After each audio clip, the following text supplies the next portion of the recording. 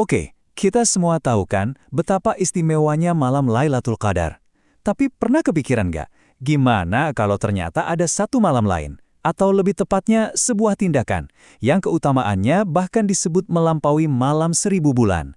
Kedengarannya mungkin agak gimana gitu ya, tapi yuk kita telusuri bareng-bareng buktinya. Kita mulai dari fondasi yang sama-sama kita yakini. Al-Quran dengan sangat jelas bilang, Lailatul Qadar itu lebih baik dari 1000 bulan. Gak ada keraguan soal itu. Ini adalah malam puncak spiritualitas bagi umat Islam dimanapun mereka berada.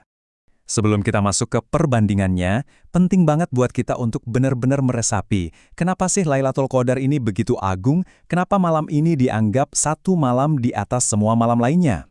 Coba bayangin deh, jutaan bahkan miliaran tangan terangkat ke langit di 10 malam terakhir Ramadan. Semuanya berharap bisa ketemu satu malam yang penuh berkah dan ampunan ini. Ini adalah momen introspeksi, momen buat kita memperbaiki hubungan dengan Sang Pencipta. Nah, sekarang setelah kita sama-sama paham lagi betapa agungnya Lailatul Qadar, kita akan masuk ke sebuah pertanyaan yang mungkin ya bisa dibilang cukup mengejutkan. Pertanyaan inilah yang jadi inti dari pembahasan kita kali ini. Dan inilah pertanyaan kuncinya. Dengan semua kemuliaan yang ada, apakah Lailatul Qadar itu benar-benar puncak tertinggi dari sebuah pengabdian? Atau mungkinkah ada sebuah amal, sebuah pengorbanan lain yang nilainya di mata Tuhan ternyata lebih tinggi lagi? Dan jawabannya yang mungkin bikin kita kaget itu datang langsung dari hadis Nabi. Ya, tradisi kenabian mengisyaratkan adanya sebuah malam yang lain, sebuah tindakan pengabdian spesifik yang keutamaannya disebut-sebut bahkan lebih besar. Jadi buktinya apa? Nah, sekarang kita akan langsung menyelami sabda Nabi yang jadi dasar dari klaim yang kedengarannya luar biasa ini. Coba kita perhatikan baik-baik hadis dari Ibnu Umar ini. Nabi Muhammad SAW gak cuma menyebut sebuah amalan mulia. Beliau secara eksplisit membandingkannya dengan Lailatul Qadar, malam seorang penjaga di negeri yang penuh rasa takut, yang sangat mungkin dia gak akan pernah kembali lagi bertemu keluarganya. Itu dinyatakan lebih baik. Ini perbandingan yang sangat-sangat kuat. Oke, ayo kita bedah pelan-pelan. Apa tindakannya? Menjaga perbatasan. Di mana tempatnya? Di negeri yang menakutkan, penuh ancaman. Apa resikonya? Nyawa.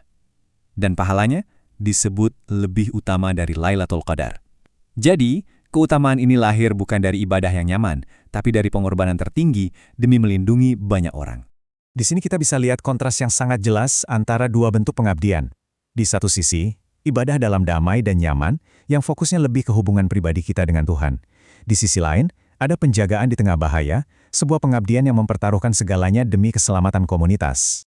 Nah, gambar ini merangkum semuanya dengan sempurna.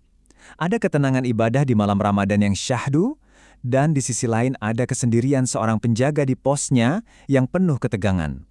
Keduanya sama-sama ibadah, tapi lahir dari kondisi yang 180 derajat berbeda. Yang satu dari kedamaian, yang satu lagi dari ancaman bahaya. Kalau bukti yang tadi dirasa belum cukup, hadis dari Abu Hurairah ini makin memperkuat argumennya. Coba bayangkan, berdiri sesaat di jalan Allah itu dinilai lebih baik daripada sholat di malam Lailatul Qadar. Dan bukan di sembarang tempat, tapi di sisi Hajar Aswad, titik paling suci di muka bumi untuk beribadah. Ini penegasan yang luar biasa banget kan? Pesannya jadi sangat jelas. Perbuatannya itu sendiri, yaitu pengorbanan di tengah kesulitan, punya keutamaan yang bisa melampaui ibadah ritual paling sempurna, bahkan di lokasi yang paling suci sekalipun. Tapi tunggu dulu. Istilah berdiri di jalan Allah atau jihad ini kan seringkali disalahpahami. Jadi, apa sih makna sebenarnya dari istilah ini dalam konteks hadis-hadis tadi? Nah, mari kita lihat definisinya secara syariah, biar nggak salah kaprah. Ini pertanyaan yang sangat krusial. Supaya kita bisa paham keutamaan ini dengan benar, kita harus tahu persis apa sih yang dimaksud dengan jihad di jalan Allah menurut para ulama yang menafsirkan sumber-sumber ini. Kalau kita lihat definisi syariah utamanya, jihad itu artinya mengerahkan semua kemampuan dalam perang di jalan Allah. Ini bisa berarti terjun langsung ke medan laga, atau memberi dukungan lewat harta, pemikiran, logistik, dan lain-lain. Yang menarik di sini adalah adanya kesamaan pandangan di antara mazhab-mazhab besar dalam Islam. Hanafi, Maliki, Syafi'i, meskipun redaksinya sedikit beda, tapi intinya semua sepakat bahwa dalam konteks ini, jihad itu secara spesifik merujuk pada peperangan fisik untuk membela komunitas. Oke, dengan definisi yang sudah lebih jelas ini, kita jadi bisa melihat kalau kita sebenarnya sedang bicara tentang dua bentuk ibadah yang sangat berbeda. Sekarang, mari kita coba satukan semua kepingan puzzle ini untuk melihat gambaran besarnya. Dan ternyata, keutamaan ini nggak cuma berlaku untuk satu malam saja. Ada konsep yang namanya ribat, yang artinya tinggal di perbatasan untuk jangka waktu yang lama, selalu siap siaga untuk memperkuat dan membela kaum muslim. Jadi ini adalah sebuah dedikasi yang berkelanjutan. Dan ganjarannya, ini benar-benar luar biasa. Untuk seorang murabit, si penjaga perbatasan yang gugur saat bertugas, pahala amalnya itu akan terus mengalir.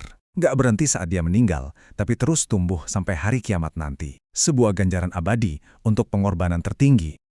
Oke, jadi mari kita rangkum poin-poin kuncinya. Pertama, Lailatul Qadar adalah malam yang super agung, nggak ada tandingannya dalam hal ampunan. Tapi, sabda Nabi juga menunjukkan ada keutamaan yang lebih besar lagi, yaitu dalam tindakan menjaga perbatasan di jalan Allah. Ini adalah bentuk ibadah yang definisinya adalah risiko, pengorbanan, dan perlindungan untuk orang banyak.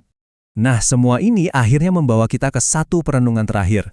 Ternyata, di samping ibadah ritual pribadi kita, ada nilai yang sangat tinggi yang diletakkan pada pengorbanan nyata demi sesama. Jadi pertanyaannya buat kita semua adalah, gimana caranya kita dalam hidup kita masing-masing bisa menempatkan penghargaan terhadap pengorbanan itu setara dengan penghargaan kita terhadap doa? Bagaimana kita menyeimbangkan hubungan kita ke atas dengan Tuhan dan tanggung jawab kita ke samping kepada sesama manusia?